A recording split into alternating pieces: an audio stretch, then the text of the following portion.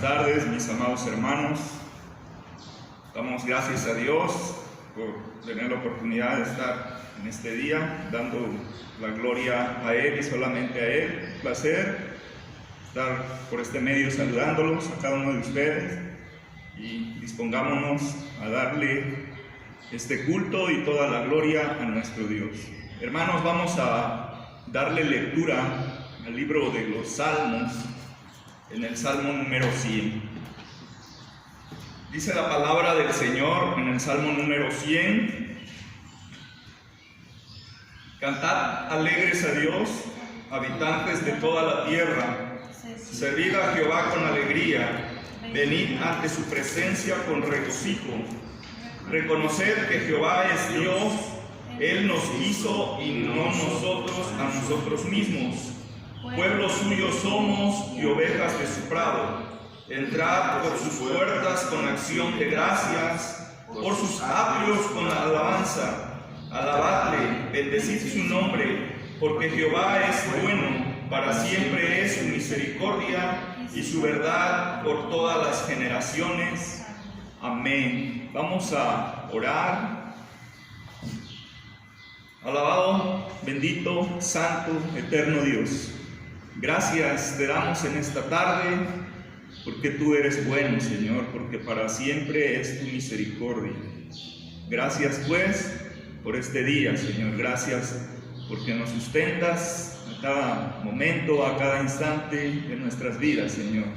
Gracias por la vida que nos das, gracias por el alimento físico, espiritual. Gracias por, Señor, el vestido, aún por el techo, Señor, donde nosotros vivimos. Muchas gracias te damos. Alabamos pues tu nombre en esta hermosa tarde, Señor. Sea a ti la gloria. Recibe toda adoración, toda alabanza. Que sea exaltado tu nombre únicamente, Señor. Aquí está tu pueblo, Señor. Esta amada iglesia, joven de Galilea, que te alaba, Señor. Te glorifica solo a ti, Señor, pues solamente tú lo mereces. Tú eres el alfa, la omega, el principio y el fin, Señor. Tú eres esa estrella de la mañana, Padre, que nos ilumina día con día. Nos ilumina, Señor, día con día, Padre. Gracias, pues, Príncipe de paz. Gracias, Santo Dios, eterno Dios, Altísimo Señor. Todo esto, Señor, porque tuyo es el reino, tuyo es el poder, en Cristo Jesús. Amén. Hermanos, buenas tardes. Vamos a entonar unos himnos para la honra y gloria de su nombre. Les invitamos a que ahí en casita también abran sus himnarios y puedan acompañarnos cantando para la honra y gloria de nuestro Señor. Y vamos a entonar el número 691. 691, alabemos al Eterno.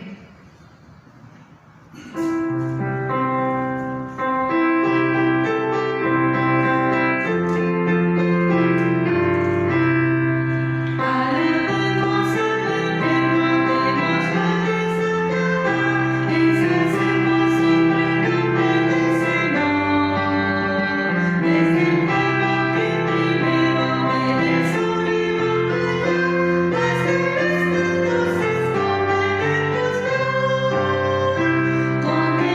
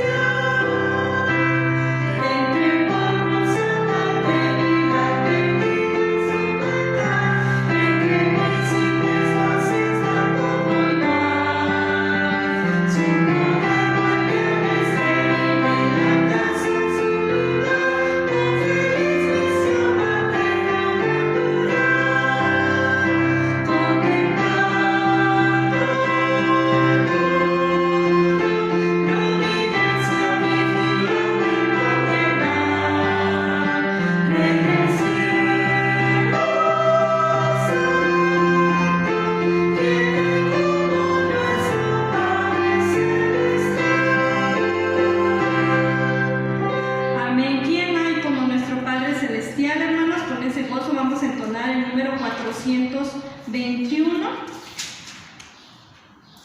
Número 421. Dice en Cantares, capítulo 2, verso 1, el tiempo de la canción ha venido. Vamos a entonar, hermanos, 421, tiernas canciones, alzar al Señor.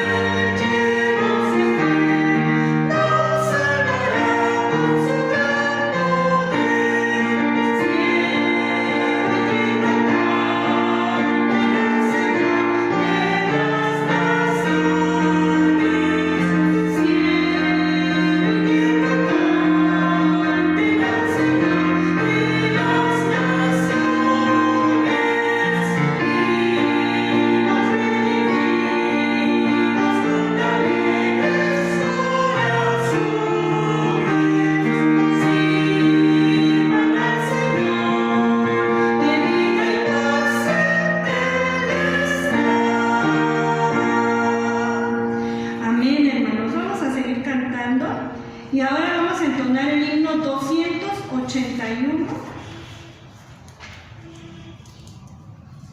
Himno 281, Romanos 14, verso 8 dice: sea que vivamos o que muramos, del Señor somos. Himno 281, ahora soy de Cristo. Amen.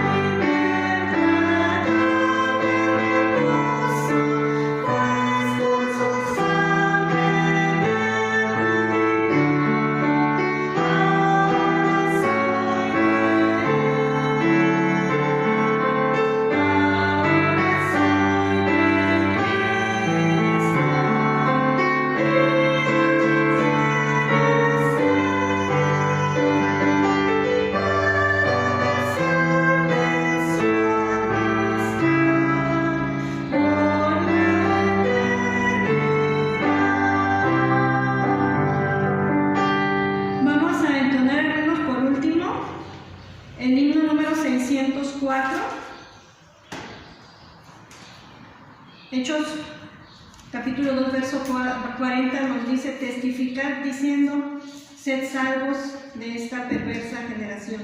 Himno 604 nos invita, hermanos, nos lleva a hacer un compromiso de testificar el nombre de nuestro Dios. Usa mi vida.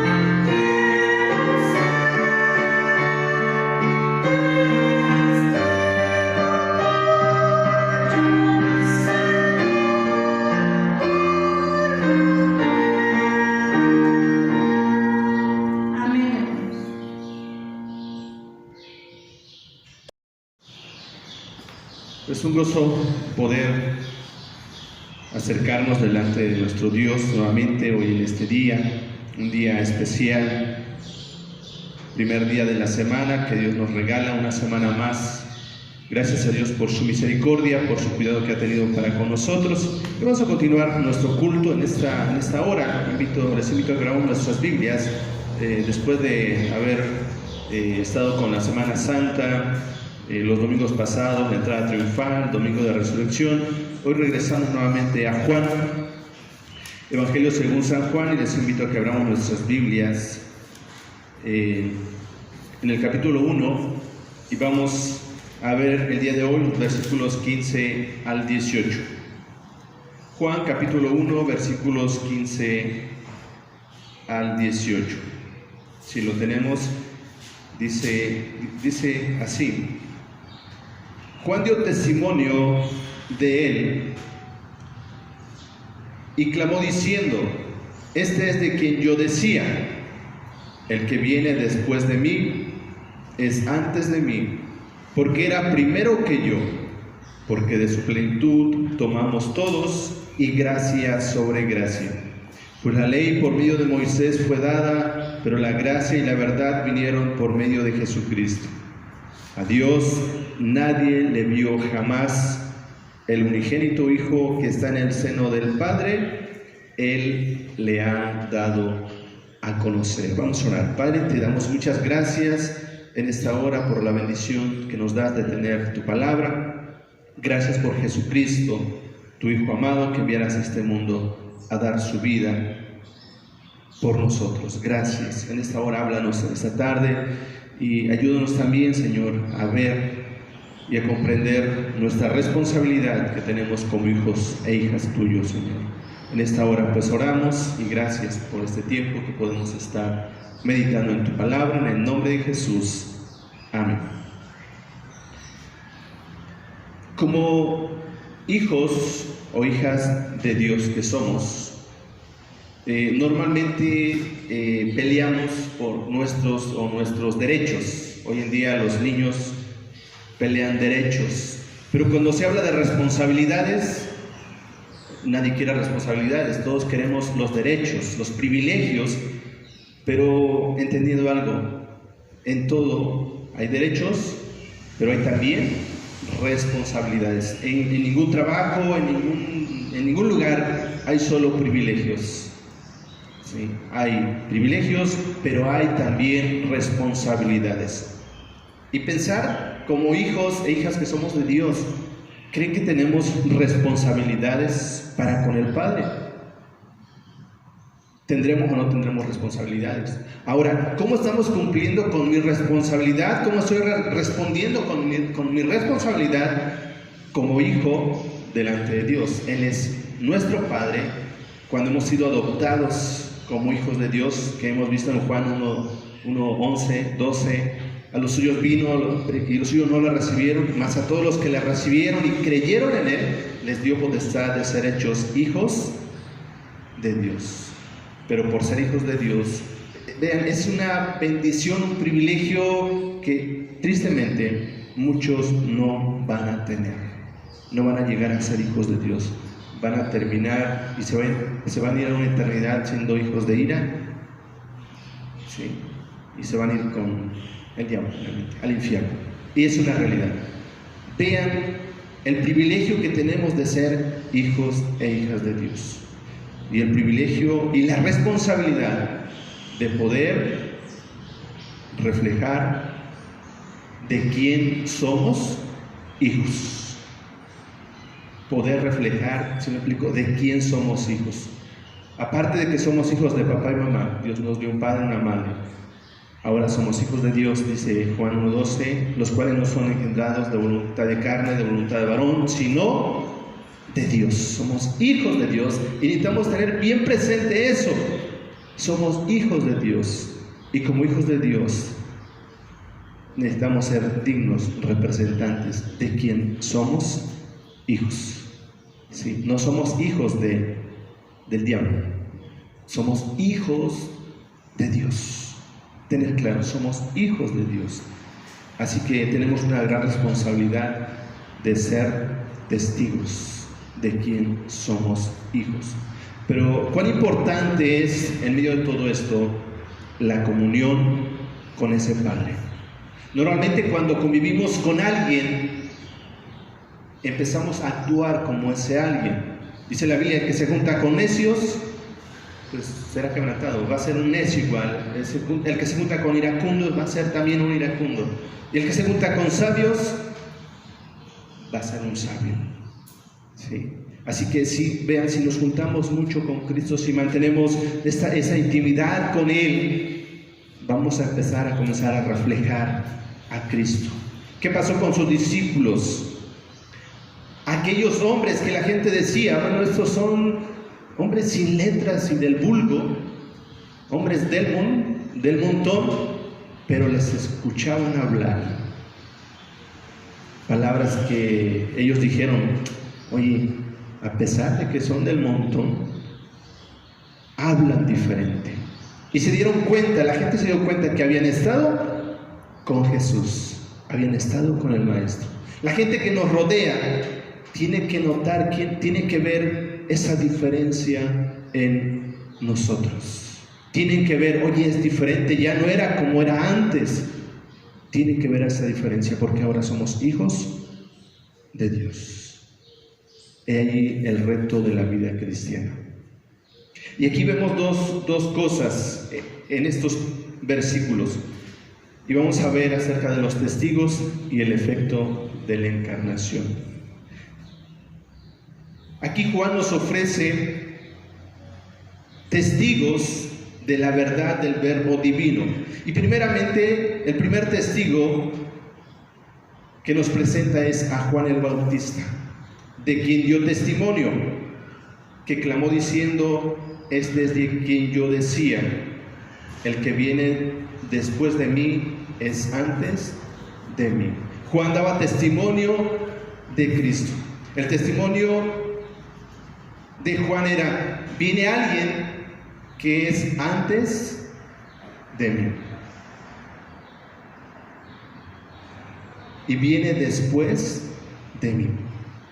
De modo que, tal como hizo en el versículo 8, cuando dijo Juan, el evangelista en esta ocasión, hablando de Juan el Bautista, no era él la luz, sino vino para dar testimonio de la luz. El apóstol anota la inferioridad de Juan el Bautista comparado con Cristo, y esta vez en las mismas palabras de Juan el Bautista en Mateo 3:3. Pero vean, a diferencia de sus seguidores, de los seguidores de Juan, que llegó el momento en que dijeron: oye, maestro, aquel que tú bautizaste, pues se le está juntando mucha gente. Y comenzaron a ver y a sentir un celo: maestro, pues toda la gente se va con aquel que estaba contigo al otro lado del Jordán y bautiza a mucha gente, y va mucha gente con él. Tú te estás quedando sin gente.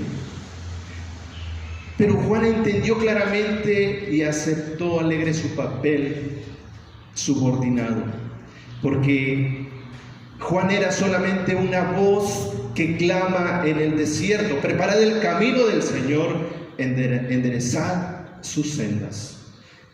Juan era solamente el heraldo, proclamaba la llegada del Mesías y llamaba a las personas a arrepentirse y preparar sus corazones para recibir al Mesías. Y Juan dijo en Juan 3:30: es necesario que Él crezca y yo mengue.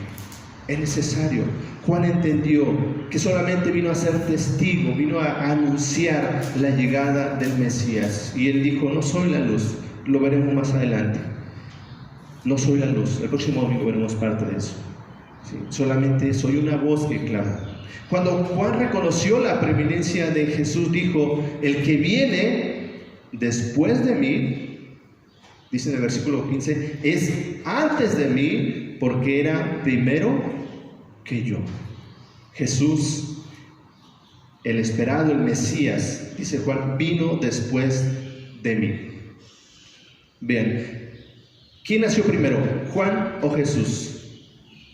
Si recordamos que cuando va el ángel a María, le dice que su pariente Elizabeth tenía 6 meses de embarazo. Por eso cuando comienza el anuncio de Jesús, dice: al 6º mes, el ángel Gabriel fue enviado al 6º mes, que ya tenía Juan de ser concebido. Así que Juan nació primero.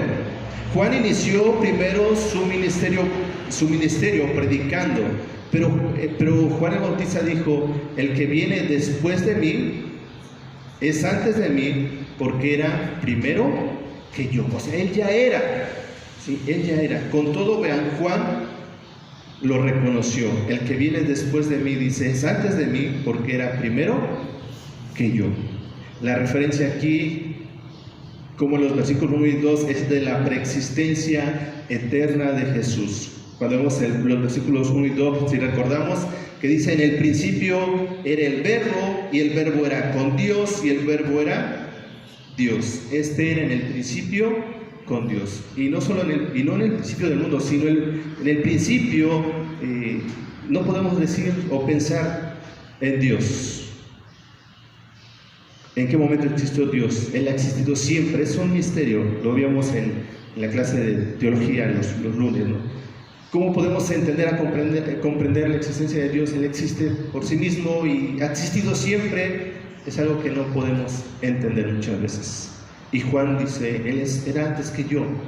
¿Sí? Ciertamente Juan nació primero, inició primero ministerio, pero pudo reconocer la preexistencia de Jesús. Él era antes que yo. Entonces Juan ofrece el testimonio primeramente de Juan el Bautista, pero también de los creyentes, y se incluye él mismo, el evangelista Juan, y a todos los que tomamos de la plenitud de bendición de aquel que está lleno de gracia. Dice el verso 16, porque de su plenitud tomamos todos y gracia sobre gracia. Sí.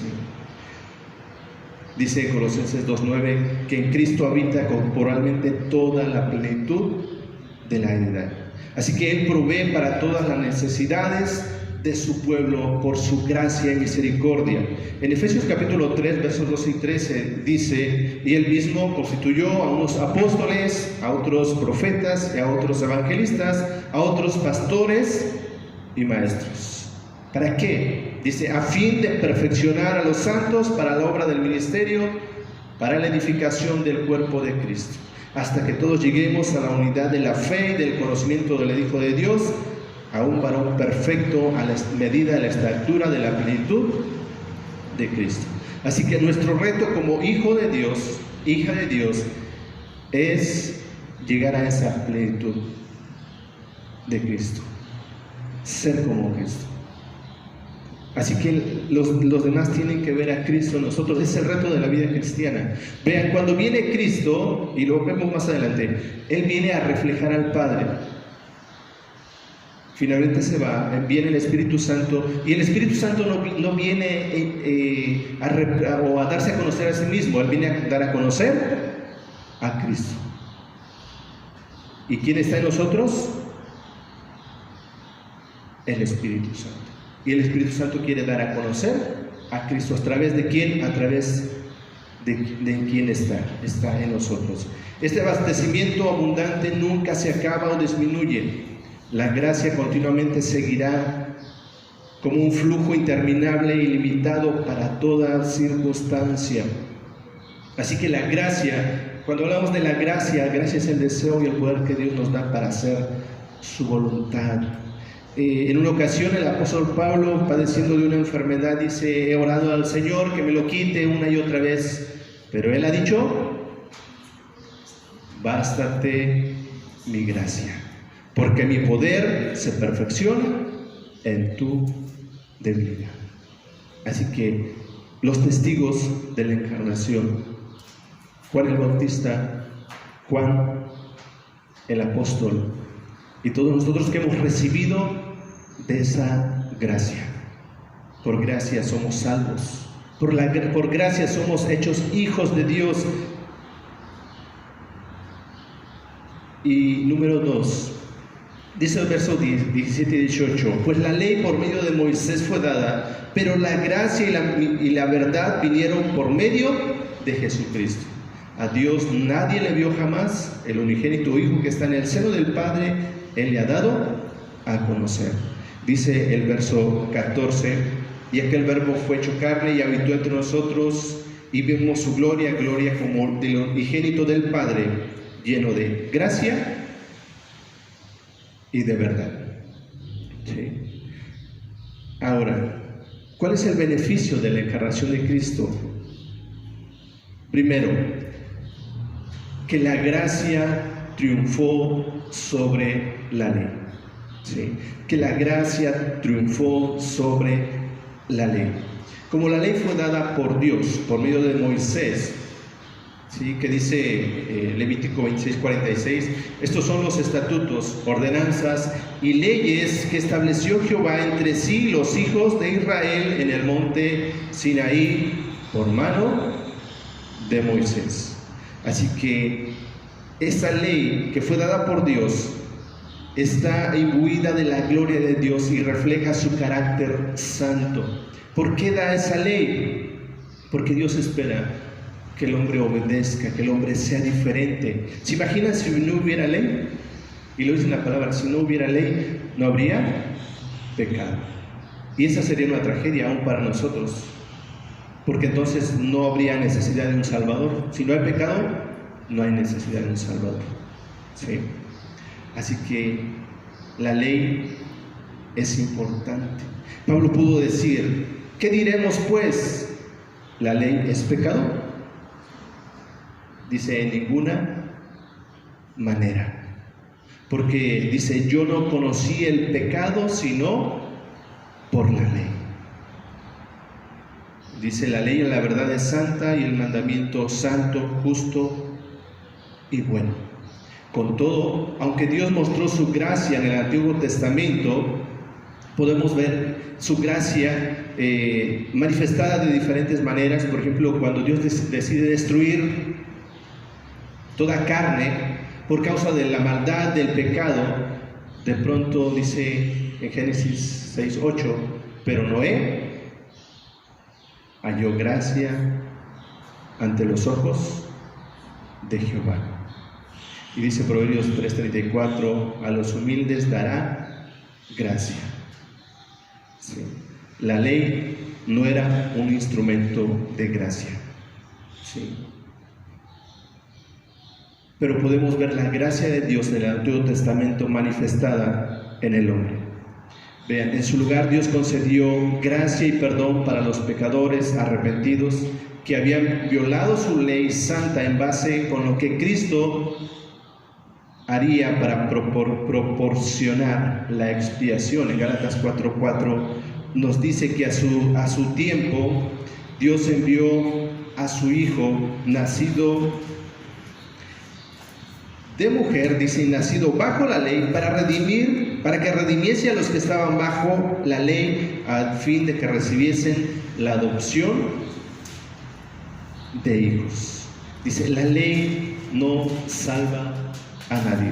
¿Sí? Por la ley todos quedamos condenados. Dice Romanos 3:20, ya que por las obras de la ley ningún ser humano será justificado delante de él, porque por medio de la ley es el conocimiento del pecado.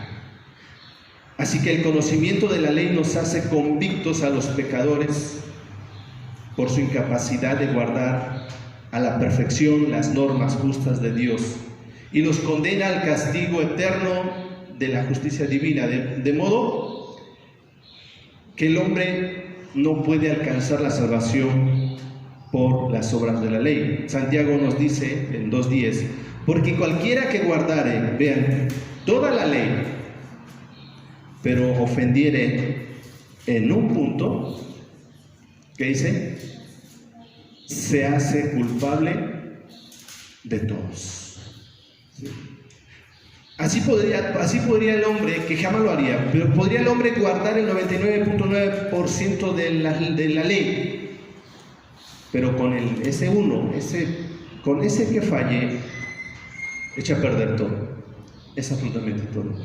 Así que dice Juan, pues la ley por medio de Moisés fue dada, pero la gracia y la verdad vinieron por medio de Jesucristo. Sí. Pablo escribió a los Gálatas que dice, pero antes de que viniera la fe, estábamos confinados bajo la ley. Dice, encerrados para aquella fe que iba a ser revelada, de manera que la ley ha sido nuestro ayo para llevarnos a Cristo a fin de que fuésemos justificados por la fe. Ahora, ¿la ley es mala o es buena? Es buena. Sí. Dice la Nueva Versión Internacional, antes de venir esta fe, la ley nos tenía presos, encerrados hasta que la fe se revelara. Así que la ley vino a ser nuestro guía encargado de conducirnos a Cristo para que fuésemos justificados por la fe. La ley es mala, es buena. Gracias a esa ley fuimos guardados. Dice, la ley fue nuestro ayo, la ley fue nuestro medio para llegar a Cristo. Porque si no hubiera ley, les decía hace ratito, no habría conocimiento de pecado, y si no hay conocimiento de pecado, no hay de qué arrepentirse. Y si no hay de qué arrepentirse, o sea, ¿para qué vino Cristo, no? Si no había pecado. Pero la ley es buena. Fue nuestro medio para llegar a Cristo. Nos encerró, nos guardó, hasta que vino la fe, para que fuésemos justificados por la fe. La gracia de Dios en el Antiguo Testamento se aplicó a los creyentes de diferentes maneras hasta que vino Jesucristo. En Él se cumplió y se reveló completamente la verdad de la salvación, la verdad que está en Jesús. Jesús puede decir: yo soy el camino y la verdad. ¿Sí? Y la verdad, y dice: y nadie viene al Padre sino por mí. Él es la verdad, dice el verso 14, lleno de gracia y de verdad. Él es la verdad. ¿Sí? Así que, número 1, la gracia triunfó sobre la ley. Y 2, Dios se hizo visible con una claridad nunca antes vista o conocida. Esto porque el Espíritu es invisible. Dice Colosenses 1, Él es la imagen del Dios invisible. En Hebreos 11:7 dice: todo por la fe dejó Egipto, hablando de Moisés, no temiendo la ira del rey. Dice: porque se sostuvo como viendo al invisible. ¿Sí? Por la fe. Así que por eso Hebreos 11 es de los héroes de la fe, porque creyeron en alguien invisible, en alguien que no veían. Porque por fe andamos, no por vista. Y la fe es de esa manera. Por eso dice: no mirando nosotros las cosas que se ven, sino las que no se ven. ¿Sí? El justo por la fe vivirá. Y más importante aún, porque haberlo visto habría traído la muerte instantánea. Dice en Éxodo 33:20, Dios le dijo a Moisés: no podrás ver mi rostro, porque no verá hombre y vivirá. Un día Moisés dijo: Señor, quiero verte. Dice Dios: está bien, pero no verás mi rostro, porque nadie verá mi rostro y vivirá. A Dios nadie le vio jamás. Dice Juan, 1 Juan 4:12 y 20. Nadie ha visto jamás a Dios. Nadie lo ha visto. Pero dice: si nos amamos unos a otros, Dios permanece en nosotros y su amor se ha perfeccionado en nosotros. Así que si alguno dice: yo amo a Dios, y aborrece a su hermano, es mentiroso. Pues el que no ama a su hermano, a quien ha visto, ¿cómo puede amar a Dios a quien no ha visto? Es a través de Jesucristo, la imagen del Dios invisible, en el cual se ha enfatizado la deidad de Cristo y la igualdad absoluta con el Padre. A Dios nadie le vio jamás. Ahora, Jesús vino a dar a conocer al Padre, a Dios. ¿Cómo pueden los demás ver a Cristo en nosotros, ver a Dios en nosotros? Dice Juan: si nos amamos unos a otros, Dios permanece en nosotros. Por eso dice: ahí se darán cuenta que son mis discípulos, si tuvieren amor los unos para con los otros. La expresión que está en el seno del Padre nos recuerda la frase del versículo 1: Él estaba con Dios. Expresa la participación de la naturaleza de Cristo con el Padre. Dios, quien no puede ser conocido si no se revela a sí mismo, pudimos llegar a conocerle mejor porque Jesús le ha dado a conocer. Jesús es la explicación de Dios. Él es la respuesta a la pregunta: ¿cómo es Dios? Y para contestarla, Jesús declaró: si me conocieseis, también a mi Padre conoceríais, y desde ahora le conocéis y le habéis visto. Felipe le dijo: Señor, muéstranos al Padre y nos basta. Jesús le dijo: ¿tanto tiempo hace que estoy con vosotros y no me has conocido, Felipe? El que me ha visto a mí, ha visto al Padre. ¿Cómo pues dices tú, muéstranos al Padre y nos basta? Porque Cristo le ha dado a conocer. Y esto nos habla de la exégesis. Le ha dado a conocer el método o práctica de interpretar escrituras. Jesús es el único calificado para ser exegeta o interpretar a Dios para el hombre, pues dice: nadie conoce al Hijo sino el Padre, ni el Padre conoce a alguno sino el Hijo, y aquel a quien el Hijo lo quiera revelar. Podemos conocer a Dios a través de Jesucristo. Jesús nos ha revelado al Padre. Estamos terminando. Jesús nos ha revelado al Padre. Viene el Espíritu Santo para dar a conocer a Cristo. Y esa es nuestra responsabilidad como hijos e hijas de Dios: dar a conocer a Cristo. Por eso dice en su palabra: sed santos porque yo soy santo. Y dice: sed santos en toda vuestra manera de vivir. ¿Qué es santo? Santo es separado del mundo, consagrado para Dios. Ser santos. Y recuerden, sin santidad nadie verá al Señor. Sin santidad nadie verá al Señor. Así que en Cristo hemos sido librados de la condenación de la ley, pero no estamos sobre esa ley, seguimos bajo esa ley. Y esa ley nos dice qué es pecado, qué está bien y qué está mal. Y podemos conocer a Dios gracias a esta revelación, gracias a Jesucristo. ¿Cómo es Dios? Veamos a Cristo. Así es Dios. Ahora, si alguien nos pregunta ¿cómo es Cristo? El reto es mírame a mí. Ese es el reto, amado hermano, amada hermana, joven. Ese es el reto. Tenemos que reflejar a Cristo en nuestra vida, con nuestras acciones, en nuestra forma de vestir, en nuestra forma de, debemos manifestar a Cristo. Ese es el reto. Así que les invito en esta tarde a reflexionar en ese beneficio, en esa bendición que tenemos de ser hijos e hijas de Dios, y no echemos por tierra esto que hemos recibido por gracia, por pura gracia, y valoremos todo esto.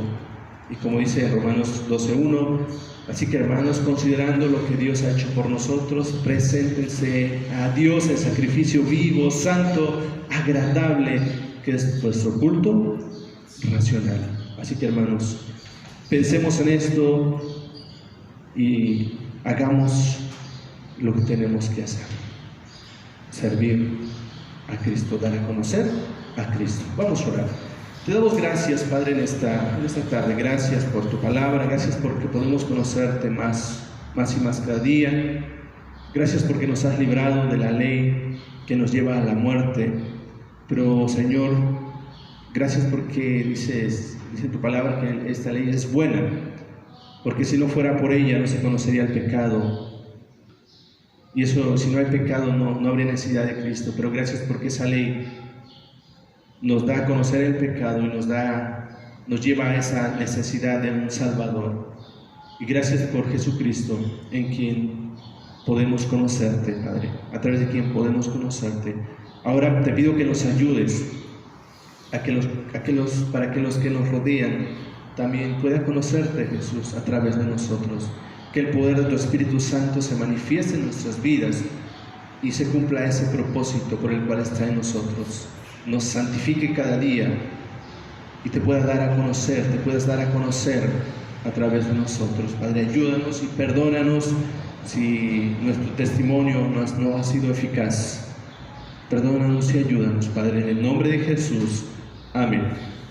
Como respuesta al mensaje que acabamos de escuchar, Les invito a que nuevamente abramos nuestros himnarios en el número 269, himno 269, Lluvias de Gracia.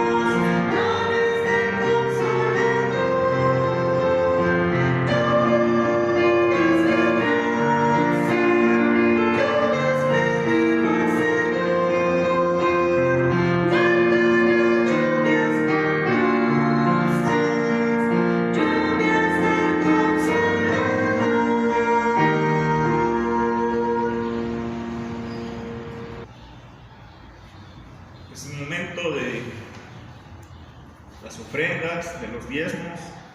Y hermanos, vamos a darle lectura al libro del profeta Malaquías, en el capítulo 3, versículo 10. Dice la palabra del Señor: traed todos los diezmos al alfolí, y hay alimento en mi casa.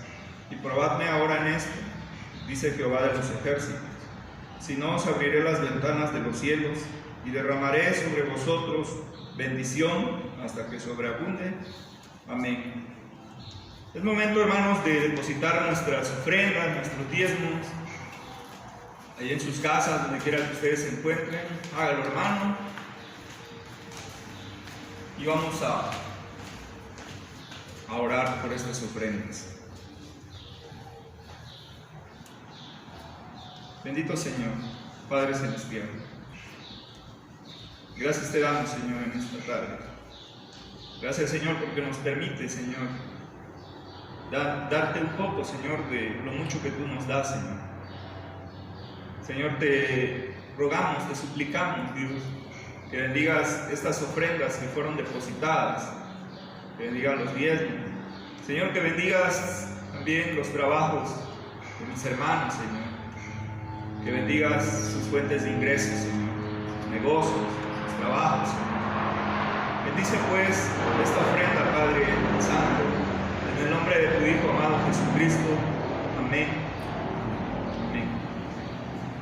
Después de haber ofrendado, hermanos, vamos a pasar al siguiente punto y vamos a darle lugar a nuestra hermana Naidit y vamos a darle lugar ella como ministerio de relaciones para que dé la bienvenida.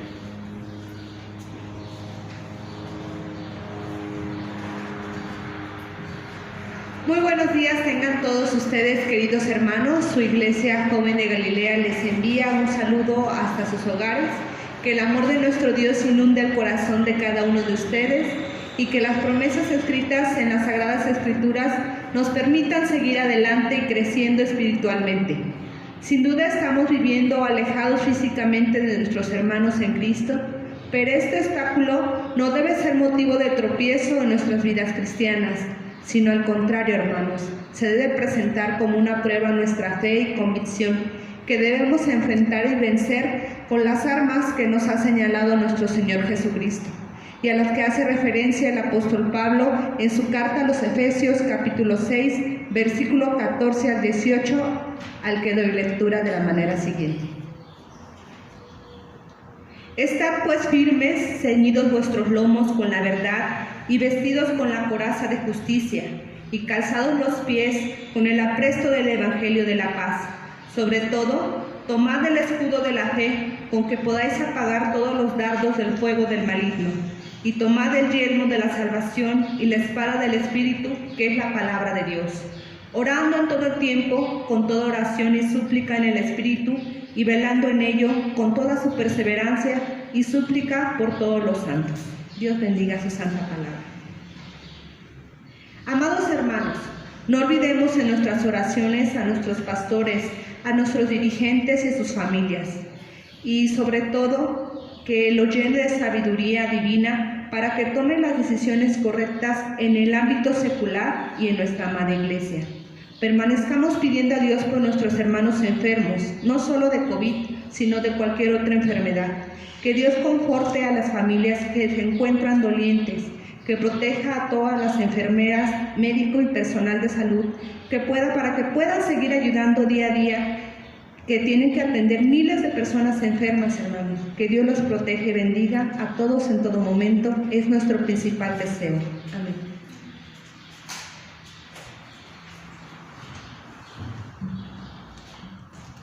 Vamos a orar, poder agradecer a Dios la bendición que nos ha dado de poder llegar ante su presencia.